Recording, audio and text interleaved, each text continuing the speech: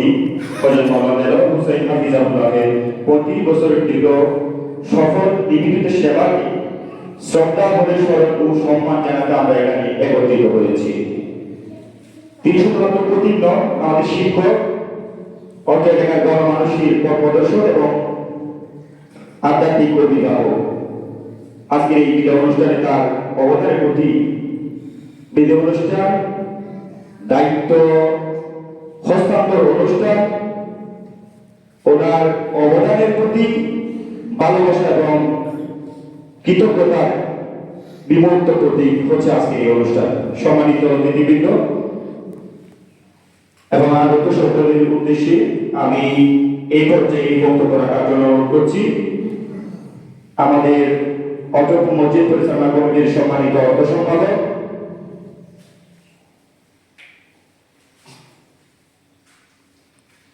গ্রাম police Shamsul Alam ভাইকে আমি কথা বলার জন্য অনুরোধ করছি। ইমাম সাহেবের বিদায় এবং নবাগত ইমাম সাহেবের বরণ উপলক্ষে আয়োজিত অনুষ্ঠানের সম্মানিত সভাপতি, সম্মানিত প্রধান অতিথি, সম্মানিত এলাকার সর্দারগণ এবং সমবয়সী মুসল্লিয়ান একরাম, বক্তব্যের শুরুতে আমার সশস্ত্র সালাম, আসসালামু আলাইকুম ওয়া রাহমাতুল্লাহি ওয়া বারাকাতুহু। আসলে আজকে হচ্ছে জুমাবার, এখন 12টা বেজে গেছে। একটায় জুমার নামাজ আরম্ভ হবে, সময় খুব সংকীর্ণ, এজন্য লম্বা কিছু বলার সুযোগ নেই। আমি দুই একটা কথা বলে আমার বক্তব্য শেষ করব। আমি এলাকার এই সন্তান, যে আজকে যাকে আমরা আজকে বিদায় করে দেব, বিদায় হয়ে যাবে আজকে আমাদের কাছ থেকে। উনি আমাদের শ্রদ্ধাভাজন ব্যক্তিত্ব, এলাকার এই মুরব্বী। আমার বয়স প্রায় 50, আমি নিজের চোখে দেখেছি। উনি অগাধ পরিশ্রম করে এই এলাকায় এই মসজিদকে আঁকড়াই ধরে রেখেছেন। ওটা আল্লাহর ঘর, আল্লাহ রাখছে, তবে ওসিলা ছিল উনি। আরও সাথে আমাদের এলাকার মুরব্বী সহযোগিতায় উনি যে অগাধ পরিশ্রম করছেন, এলাকার সৎ জ্ঞানী ও বুজুর্গানে দিন আল্লামা দেলোয়ার হোসেন সাহেব মদ্দুজিলিউল আলী, হয়তো এলাকার এই যুব সমাজ, ইদানিং সমাজের যে অবস্থা, আইনশৃঙ্খলার যে অবস্থা, হয়তো ওদের কাছে উনি খারাপ হতে পারে, যেহেতু উনি মদ, জুয়া, অসামাজিক কার্যকলাপ ওনার বিরোধিতা করে আসছে।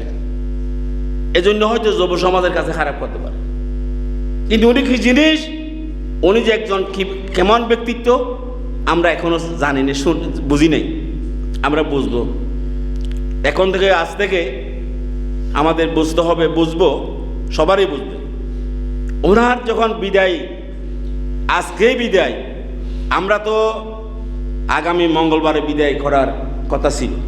সে আমাদেরকে আগেভাগে বলে গেছে যে না, আমার বিদায়টা শুক্রবারে করো, জুমার বারে করো, যেহেতু জুমার বার জনসমাবেশ হবে, ওই দিনে আমার বিদায়টা করো।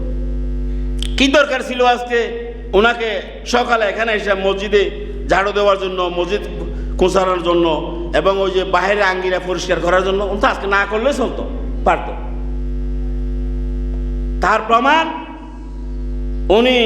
ওনার এখনো এই মসজিদের প্রতি মায়া আছে বিদায় আজকে উনি এই কাজটা করছে। আবার নিশ্চুকে দেখছি, আমি যখন এখানে আসলাম তখন দেখছি উনি করে ঝাড়ু মারতেছে, বাহিরে মহিলা আবর্জনা পরিষ্কার করতেছে।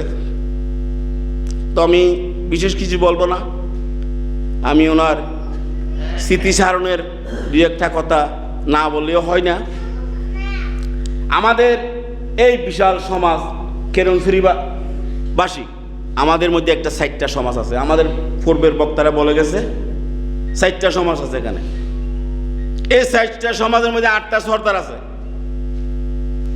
এখানে যখন বিয়ের অনুষ্ঠান হয় অনুষ্ঠানের মধ্যে কিছুটা একটা করে, হয়তো ওই সন বাস অমুক সমুক কিছু কি গান বাজানা বাদ্যযন্ত্র না এগুলো করে, করতে গিয়ে হুজুর তার বিরোধিতা করে।